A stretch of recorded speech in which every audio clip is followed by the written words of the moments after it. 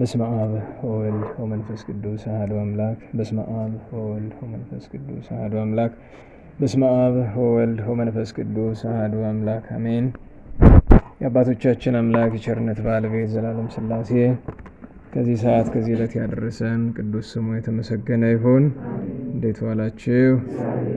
ዘላለም ሥላሴ መድኃኒታችን ድንግል እመቤታችን እግዚአብሔር ያከበራቸው ቅዱሳን ሁሉ ስማቸው የተመሰገነ ይሁን። በስመ አብ ወወልድ ወመንፈስ ቅዱስ አሐዱ አምላክ አመ ዕስራ ወሠሉሱ ለሰኔ በዛቲ ዕለት ተዝካረ ዕረፍቱ ለሰሎሞን ንጉሥ ወልደ ዳዊት ዘነግሠ ላዕለ ኩሎሙ ደቂቀ እስራኤል።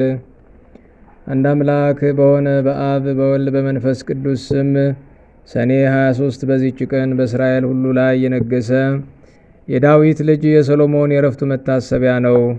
የዚህ የሰሎሞንም እናቱ ስም ቤርሳቤህ ነው። ዳዊትም ሕግ ተላልፎ ከእርሷ ጋር ስለመበደሉ ባሏንም ስለማስገደሉ ጌታ በገሰጸው ጊዜ ንስሐ ገብቶ መሪር ለቅሶን አለቀሰ። ጌታም ንጹሕ ስለሆነ ንስሐው ይቅር አለው። ከዚህም በኋላ በእግዚአብሔር ፈቃድ እርሷን አገባትና ሰሎሞንን ወለደችው። ንጉሡ ዳዊትም ከእርሱ በኋላ ልጇ ሰሎሞን እንዲነግስና በዙፋኑ ላይ እንዲቀመጥ ቃል ገባላት። እንዲህም ሆነ። ሰሎሞን 12 ዓመት በሆነው ጊዜ አዶንያስ እነግሳለሁ ብሎ ተነሳ። ምክሩም ሁሉ ከሶርያ ልጅ ከኢዮአብና ከካህኑ አብያታር ጋር ሆነ።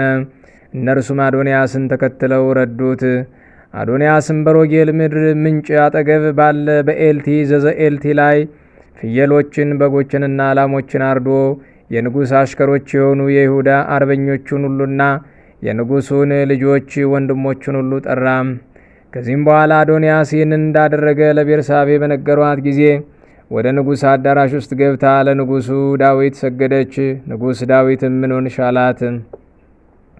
ጌታዬ ንጉሥ ሆይ ልጅሽ ሰሎሞን ከኔ በኋላ ይነግሳል፣ በዙፋኔም ላይ ይቀመጣል ብለህ ለእኔ ለባሪያ በፈጣሪ በእግዚአብሔር ስም አንተ ማልህልኝ። እነሆ ዛሬ አዶንያስ ነገሰ። ጌታዬ ንጉሥ ሆይ አንተ ግን አላወቅህም አለችው። ከንጉሡም ጋር ገና ስትነጋገር ነቢዩ ናታን መጣ። ለንጉሡም ናታን መጣ ብለው ነገሩት። ወደ ንጉሡ ዳዊትም ገባ፣ በምድር ላይም በግንባሩ ተደፍቶ ሰገደ። ነቢዩ ናታንም ከኔ ቀጥሎ አዶንያስ ይንገስ፣ በዙፋኔም ላይ ይቀመጥ ያልክ አንተ ነህን? ዛሬ ወርዶ በጎችንና ብዙ ፍየሎችን አርዶ የሰራዊቱ አለቆችንና የንጉሥ አሽከሮቹን ሁሉ ካህኑ አብያታርንም ጠርቷልና በፊቱም ይበላሉ ይጠጣሉ። አዶንያስ 1000 ዓመት ያንግስ ይሉታል አለው። ንጉሡ ዳዊትም መልሶ ቤርሳቤህን ጥሯት አለና ጠሯት። ገብታም በንጉሡ ፊት ቆመች። በእግዚአብሔር ፊት እንደማልሁልሽ አሁንም በዚች ቀን እንደዚሁ እንዳደርግ ሰውነቴን ከመከራ ሁሉ ያዳናት የእስራኤል አምላክ እግዚአብሔር ያው ነው ብሎም አለ። ቤርሳቤህም አንገቷን ደፍታ በግንባሯ በመሬት ወድቃ ለንጉሡ ለዳዊት ሰገደች። ጌታ የንጉሥ ዳዊት ለዘላለም ኑር አለች። ንጉሡ ዳዊትም የዮዳሄ ልጅ ብንያስንና ካህኑ ሳዶቅን ነቢዩ ናታንንም ግራዝማችሁንና ቀኛዝማችሁን ጥሩልኝ አለ። ንጉሡም ከእናንተ ጋር የጌታችሁ አሽከሮችን ይዛችሁ ልጄ ሰሎሞንን በበቅሎ ላይ አስቀምጣችሁ ወደ ግዮን አውርዱት። በዚያም ነቢዩ ናታንና ካህኑ ሳዶቅ ቀብታችሁ በእስራኤል ላይ አንግሱት አላቸው። ቀንደ መለከትንም ንፉ፣ ሰሎሞን 1000 ዓመት ያንግስ በሉ። ተከትላችሁትም ውጡ፣ ገብቶም በዙፋኔ ላይ ይቀመጥ። እርሱ ስለ እኔ ፈንታ ይንገስ፣ በሁለቱ ነገድና በ10ሩ ነገድ ይነግስ ዘንድ እኔ አዝዣለሁ። ካህኑ ሳዶቅም ከድንኳኑ ቀርነቅቡን ወስዶ ሰሎሞንን ቀባው። ቀንደ መለከትንም ነፉ። ሕዝቡም ሁሉ ሰሎሞን 1000 ዓመት ያንግስ አሉ። ሕዝቡም ሁሉ ተከትለውት ወጡ። ከበሮም መቱ፣ ታላቅ ደስታንም አደረጉ። ከድምፃቸው የተነሳ ምድሪቱ ተናወጸች። ሰሎሞንም በመንግሥት ዙፋን ላይ ተቀመጠ። የንጉሡም አሽከሮች ጌታቸው ንጉሡ ዳዊትን ሊያመሰግኑ ገቡ። እግዚአብሔር የሰሎሞንን ስም ከስምህ ይልቅ መልካም ያድርገው፣ ዙፋኑንም ከዙፋንህ ይልቅ የበለጠ ያድርገው አሉት። ንጉሡም በአልጋው ላይ ሆኖ ሰገደ፣ እንዲህም አለ። ዓይኖቼ ሲያዩ በዙፋኔ ላይ የሚቀመጥ ልጅን ለእኔ ለባሪያው ዛሬ ሰጠ። የእስራኤል ፈጣሪ እግዚአብሔር ይክበር ይመስገን አለ። ንጉሡ ዳዊትም የሚሞትበት ወራት በደረሰ ጊዜ ልጁ ሰሎሞንን እንዲህ ሲል አዘዘው። እኔ ሰው ሁሉ በሚሄድበት በሞት ጎዳና እሄዳለሁ። አንተ ግን ጽና፣ ብልህ ሰውም ሁን። በሕጉ ጸንተህ ትኖር ዘንድ የፈጣሪ እግዚአብሔርን ትእዛዙን ጠብቅ። እኔ እንዳዘዝኩ እንዴት እንደምታደርግ ታውቅ ዘንድ በሙሴ ሕግ የተጻፈውን ትእዛዙንና ሕጉን ፍርዱንም ጠብቅ። ልጆች ሕግን ቢጠብቁ በፊቴም በፍጹም ልቡናቸው በፍጹም ሰውነታቸው በእውነት ጸንቶ ቢኖሩ ከእስራኤል ዙፋን ላይ ሰው አይጠፋብህም ብሎ እግዚአብሔር ለእኔ ነገረኝ። ቃሉን ያጸና ዘንድ ጠብቅ ብሎ አዘዘው። ዳግመኛም በኢዮአብና በሳሚ ወልደ ጌራ ላይ በቀል እንዲያደርግ አዘዘው። እነርሱ እጅግ የከፉና ብዙ ክፋት የሰሩ ነበሩና። ከዳዊት ረፍትም በኋላ ሰሎሞን በዚያ መሥዋዕትን ይሰዋ ዘንድ ተነስቶ ወደ ገባኦን ሄደ። ገባኦን ፈጽማ ተሰፋ ነበርና ሰሎሞንም በገባኦን በዚያው መሠዊያ ውስጥ 1000 መሥዋዕትን ሰዋ። እግዚአብሔርም ለሰሎሞን በሌሊት በሕልም ተገለጠለት። ላንተ ሰጥ ዘንድ ልብህ ያሰበውን ልመና ለምን አለው። ሰሎሞንም በቅንነትና በእውነት በንጹሕ ልቦናም ካንተ ጋር በፊት ጸንቶ እንደኖረ ከአባቴ ከዳዊት ጋር ታላቅ ቸርነትን አድርገሃል። በዚህችም ቀን ልጁን በዙፋኑ ላይ ታስቀምጠው ዘንድ ይህንን ታላቁን ቸርነት አጽንተህለታል አለው። አሁንም አቤቱ አንተ ፈጣሬ ስለ አባቴ ስለ ዳዊት ፈንታ እኔን ባሪያህን አነገስከኝ። እኔም መግቢያዬንና መውጫዬን የማላውቅ ታናሽ ብላቴና ነኝ። እኔ ባሪያህ ግን የማይቆጠር ብዙ ሕዝብ በሆነው በመረጥከው ወገንህ መካከል አለው።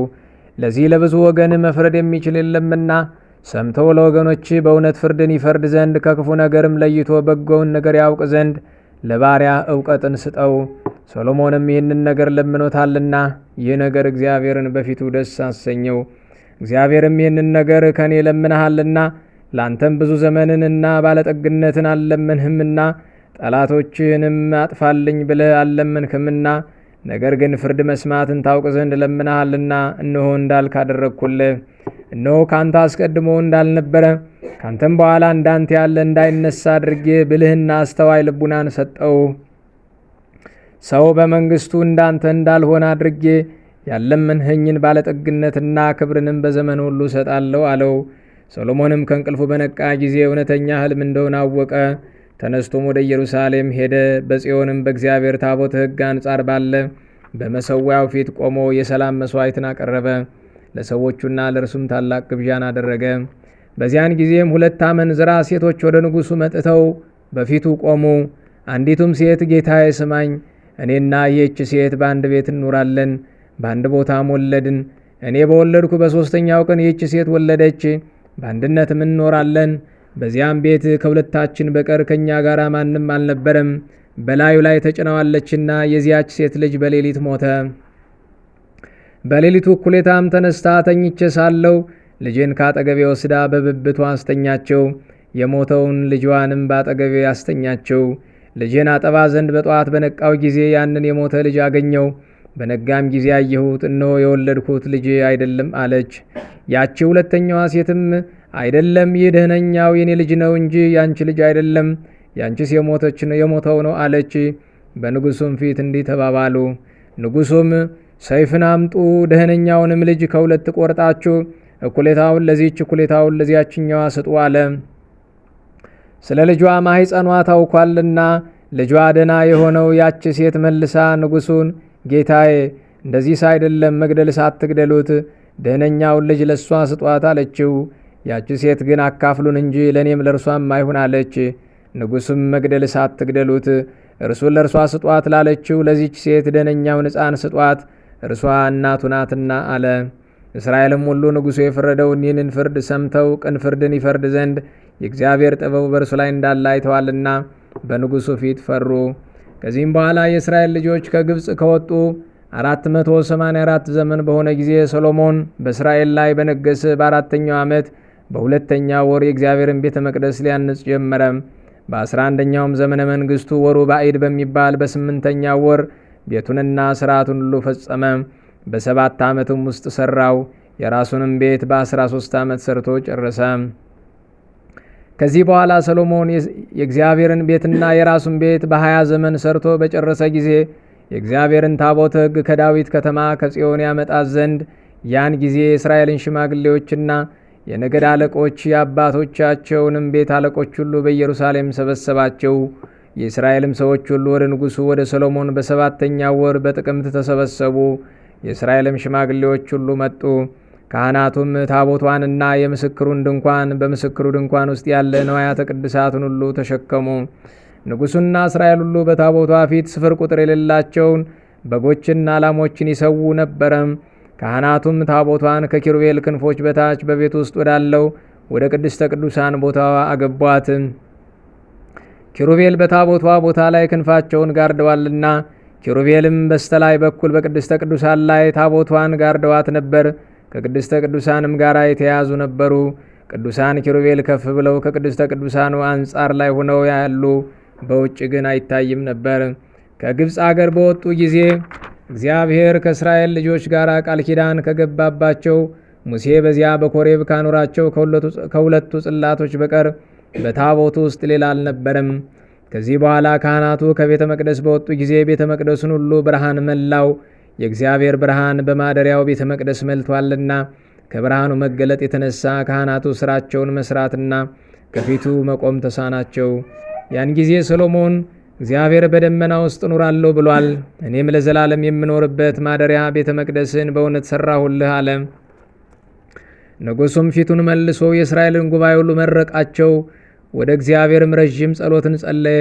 ሰሎሞንም ይህንን ሁሉ ልመና ወደ እግዚአብሔር ለምኖ በጨረሰ ጊዜ በጉልበቱ ተንበርክኮ ከሰገደበት እጆቹን ከዘረጋበት ከመሰዊያው ፊት ተነሳ። ቆሞም የእስራኤልን ማኅበር እንደተናገረ ሁሉ ለወገኖቹ ለእስራኤል ዕረፍትን የሰጣቸው እግዚአብሔር ይክበር ይመስገን ብሎ በታላቅ ቃል መረቃቸው። ከዚህ በኋላ ንጉሡና የእስራኤል ልጆች ሁሉ በእግዚአብሔር ፊት መሥዋዕትን ሰዉ። ንጉሡ ሰሎሞንም ለእግዚአብሔር ስለ ሰላም መሥዋዕት የሰዋቸው 22,000 ላሞችና 120,000 በጎች ናቸው። ንጉሡ ሰሎሞንና የእስራኤል ልጆች ሁሉ ያን ጊዜ ለእግዚአብሔር ማደሪያ ለቤተ መቅደስ ቅዳሴ ቤትን አደረጉ። ቀድሞ በገባዖን እንደታየው ዳግመኛ እግዚአብሔር ለሰሎሞን ታየው። በፊቴ የለመንኸኝን ልመናህንና ጸሎትህን ሰማው፣ እንደ ልመናህም ሁሉ አደረግኩልህ። ስሜ በዚያ ለዘላለሙ ጸንቶ ይኖር ዘንድ የሠራኸውን ቤተ መቅደስ አከበርሁት። ልቦናዬም ዓይኖችም በዘመን ሁሉ በዚያ ጸንተው ይኖራሉና አለው። ሰሎሞንም 40 ዘመን ነገሰ። ከመንገሱም በፊት 12 ዓመት ኖረ። መላ ዕድሜውም 52 ዓመት ነበር። በሰላም አረፈ። ይህም ጥበብ የተሰጠው ንጉሡ ሰሎሞን ጥቅም ያላቸው ብዙዎች መጻሕፍትን ደርሷል። እሊህም ትንቢትና ትምህርት ያለባቸው ምሳሌዎችና መሐሌዎች ናቸው። ለእግዚአብሔርም ክብር ምስጋና ይሁን። እኛንም በቅዱሱ ጸሎት ይማረን፣ በረከቱም ከሁላችን ጋር ለዘላለሙ ይኑር አሜን። ሰላም ለሰሎሞን እክለ አእምሮ ሲሳዩ ወንዋየ ጥበብ ንዋዩ ዝንቱ ንጉሥ ከመከመ ይብል በመሐልዩ በወራ ክርስቶስ ጻኡ ከመትረአዩ ሀበአውያን ጸገዩ ወሮማን ፈረዩ ወበዛቲ ዕለት አይረፈ አብ ቅዱስ አባ ኖብ ተአማኒ በክርስቶስ ዘሎቱ ስብሐት። በዚህችም ቀን ደግሞ በክብር ባለቤት በክርስቶስ የታመነ አባ ኖብ አረፈ። ይህም ቅዱስ መነኮስ በላይኛው ግብፅ ከሚገኙ ገዳማት በአንዱ ገዳም ውስጥ የሚጋደል ጽሙድ ነበር። ዲዮቅልጥያኖስም ብዙዎች ሰማዕታትን ሊያሰቃይና ደማቸውን ሊያፈስ በጀመረ ጊዜ በአንዲት ቀን 80 ሰማዕታትን አቅርበው ደማቸውን አፈሰሰ።